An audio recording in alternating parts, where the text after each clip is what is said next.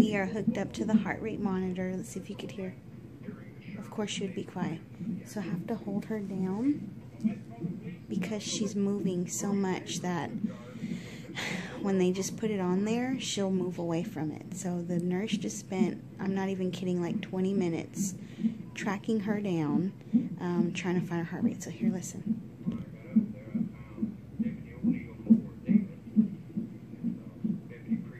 That's such an amazing sound. The weird thing is I can hear her kick, but I can't feel it as often. You hear that? I didn't feel that. So that's my concern and something that I'm going to bring up to the doctor, because I want to be able to feel her so I can do the kick counting they're telling me to do. So hopefully she'll move in the right position. I checked on her. We went and did that was a kick. I didn't feel that. We did a ultrasound yesterday and found out that she was faced towards my back, head down. I'm 29 weeks and like 2 or 3 days. And what brought us to the hospital yesterday morning was I couldn't feel her after my shower Saturday. So it was Saturday, Sunday, Monday morning, and I didn't feel her. And so we called the hospital and they said to come in. We did one of these things, these heartbeat things, and she checked out fine. Stayed at the hospital for about an hour and a half, came back at 2 for a regular appointment, and the doctor was just concerned and admitted me, which he was going to admit me anyways next week for a 2-day stay.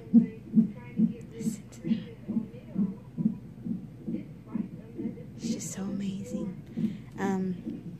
He was going to admit me anyways next week for a 2-week stay for this monitor testing, so we just went ahead and did it this week with the complications. So I'm here. You hear that? It's amazing. That is, I just felt her kick. I just felt her kick. See, the kicks are faint. I can't really feel it that much. So that's what was so concerning, is because last week when I came up for an appointment, they told me to start kick counting, and everything was fine. I'd get her kicks in 30 minutes, her 10 kicks in 30 minutes. And then when I started to try to kick count Saturday night and Sunday night, I just couldn't get them. So it concerned me, and I love that. I love that. I don't know if you can hear me. Get you closer to it.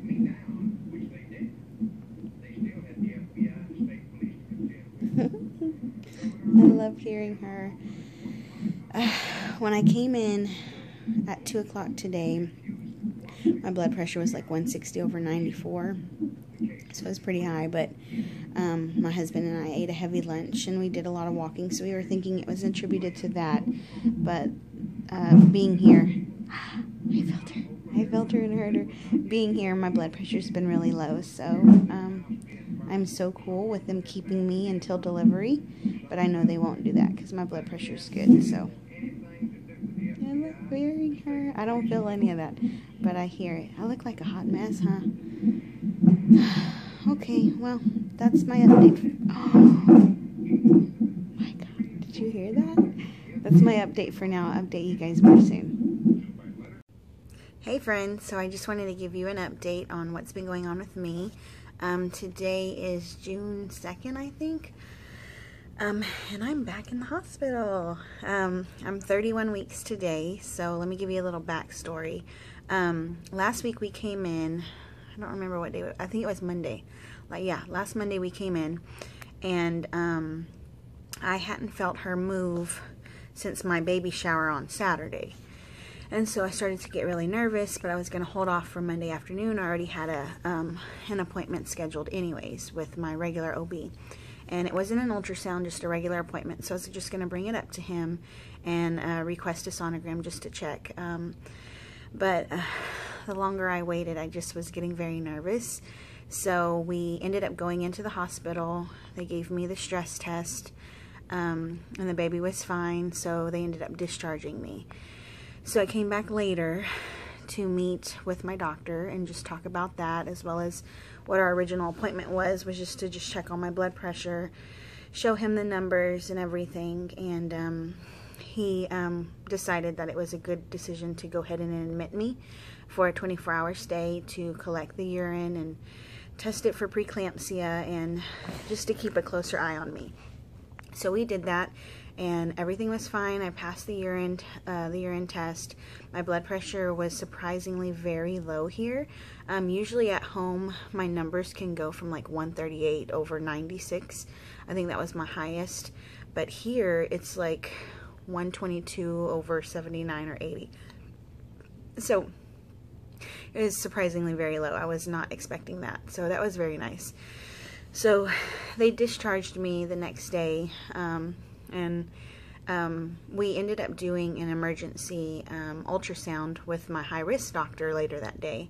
And they thought that the reason why I couldn't feel her was because they found that she was head down and facing my back, so I wasn't really feeling kicks. So they didn't weigh her or measure her growth just because I was going to have another ultrasound with them the next week.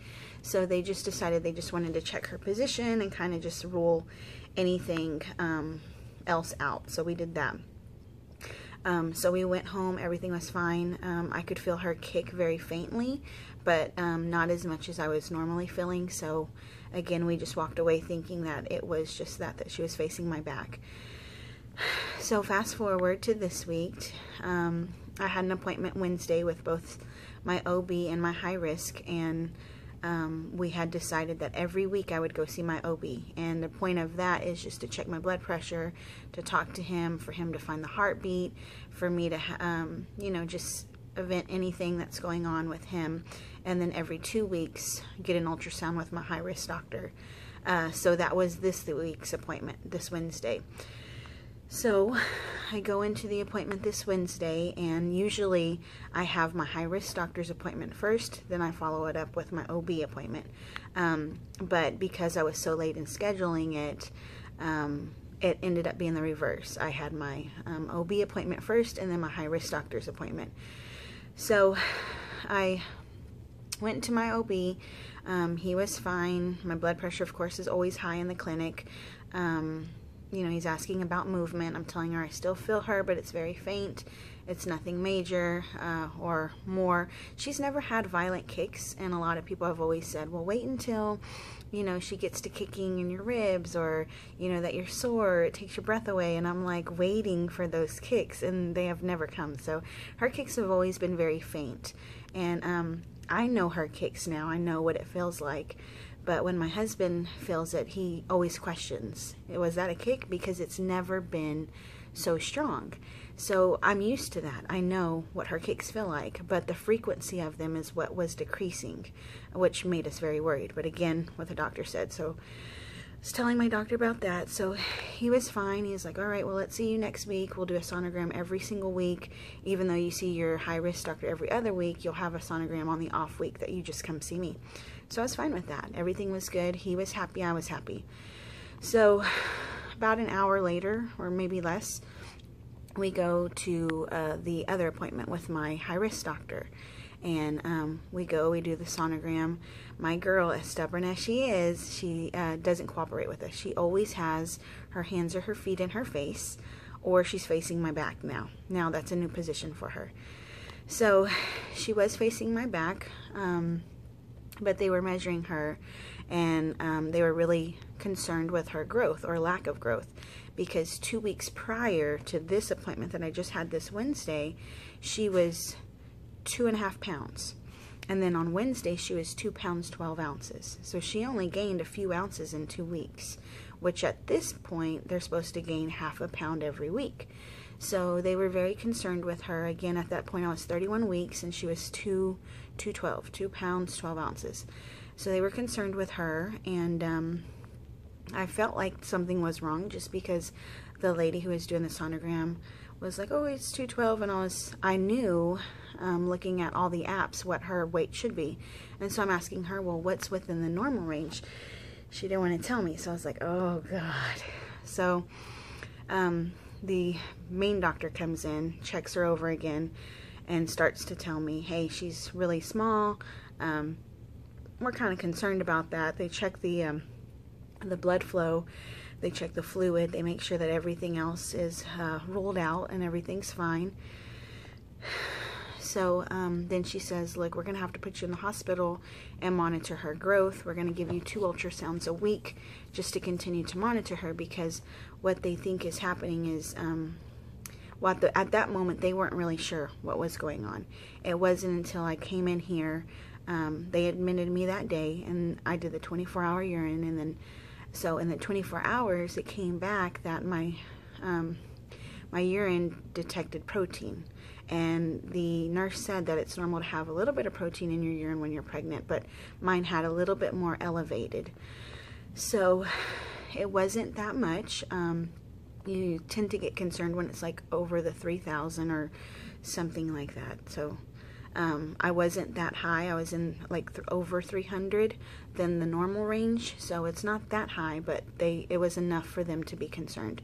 So I found out yesterday that I do have mild preeclampsia, which is nothing that I'm excited about. I didn't want this. It was something I read about early on, knowing that, you know, I have high blood pressure and I'm a high-risk pregnancy, that this was a possibility. So now knowing this, my doctor is looking at delivering me in 3 weeks from now, which is at 34 weeks. And that alone explains the reason for her lack of growth, because it disrupts the flow to the placenta, which is where, you know, feeds the baby. So so I'm dealing with that the best I can. So I'm in this hospital. Let me give you a little tour. It's nothing major. Oh, look, I decorated my room right. Oh, where's my finger? Okay, can't find my finger. Oh, there it is. Right there. I'm going to put a picture of my husband and I. But that's that. And then if I turn you a little bit more. Oh, where's my finger? There's my finger. Right there is my Gia bear we had made. Here's my thing. My bed. Y'all, if you've never been in the hospital, those beds stink. So last week when I came, I was super excited to come to the hospital because of the free air and the free cable. That quickly changed, very quickly. And then my family is so awesome. My mom and my stepdad and sister-in-law brought me all these good snacks and loaded up. Uh-oh, hold on. I'm not good at this. Y'all don't judge me.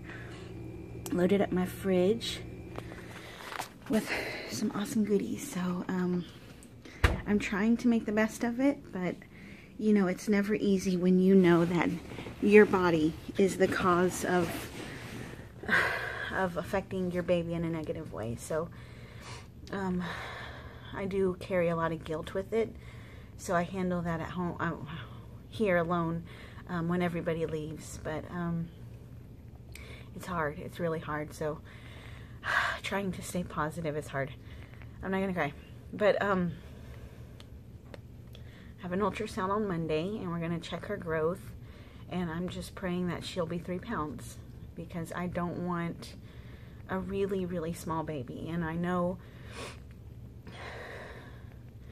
in 3 weeks when I have her, if that's what we still end up doing, I know she's going to be small, and I know she'll be in the NICU, which will kill me.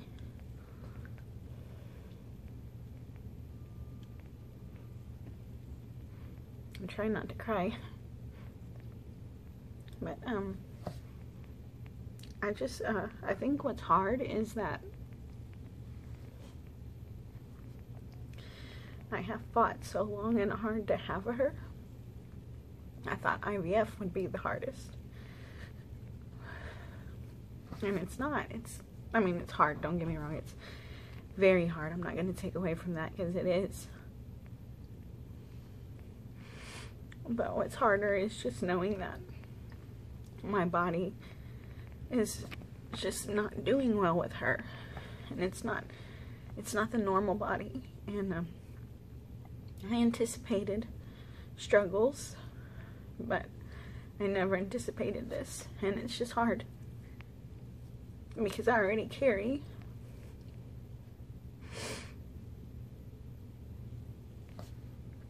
I already carry the guilt of infertility.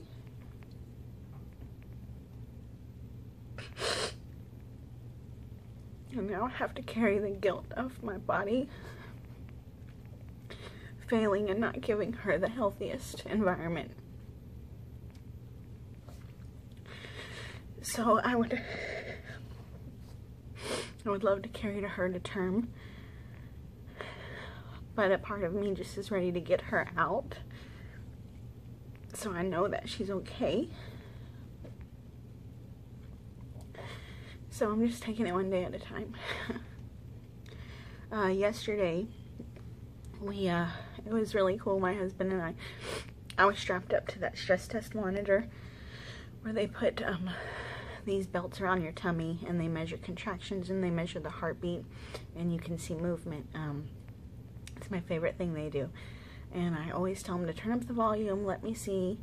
And one of the nurses here was telling me how so many of these women, mamas, or mamas to be, are like telling her to turn down the volume, turn it off, how annoying it is that, you know, and I'm just thinking, wow, that's music to my ears, you know, because every time they turn it on, I get really relaxed and I start to like want to fall asleep because I get to hear her, you know. It's just beautiful. It's so cool. So, anyways, we heard her yesterday and she had hiccups and it was the cutest thing. Oh my god, it was so cute. And we would see my tummy rise and I thought it was kicks, but it was too frequent. So we saw her have hiccups and that was so fun. Then he left and it ended up, I was on that monitor for 2 hours because there was concern that whatever results on there wasn't showing the pattern that she used to have. So of course that sent me through stress because I was like, dang it, man, one more thing, you know, because we were just excited and celebrating her hiccups, and now it's like she said something with the placenta that I don't know, I don't understand it. She had too many things to tell me and I couldn't understand it all. But that something was wrong with the placenta, so they gave me ice chips, they gave me apple juice, then they had me lay on my side, then they had me drink orange juice, and they weren't going to do another one until 8 o'clock this morning, but when they came in at 4 o'clock to check my blood pressure, I had them do it for me, or no, 12 o'clock, to check my blood pressure. I had them do it again, and it turned out that I just needed to be on my side, and drinking orange juice is always helpful. It gets her moving. But I thought that thing tracked movement. I thought that was the purpose of it, was to track movement and her heart and contractions, but it ended up being like they want to see like a roller coaster increase, just to make sure that, I guess, blood flow to the placenta. I don't know. So she passed that. That was fine. We did it again at 8 this morning. It was fine again, so I just need to stay more on my left and right side, which is so hard. But again, I'll have an ultrasound on Monday and hopefully an update, but I'll be here for the next 3 weeks. And I know my hubby's getting annoyed with me because every time he goes home, I have him come back with more things. But I'm stuck here. I'm stuck and I'm bored and it's not home. And as thankful as I am to be here, because I know this is the best place for us, I don't know, like just having little bits of home and things that I normally see at home helps to ease me just a little bit. So anyways, I'll keep you updated. I hope this video wasn't too low, but you know, I have neighbors next to me, and yeah, it's kind of weird to film, so I'll keep you guys updated for sure, more often, just because I have nothing to do.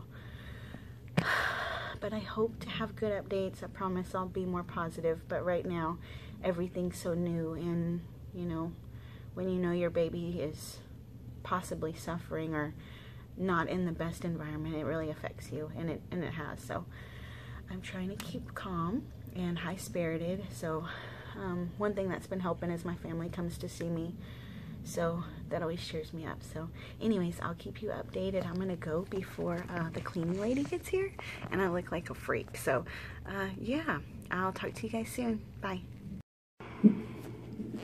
What took you a minute to figure it out, too? She has hiccups right now. Watch.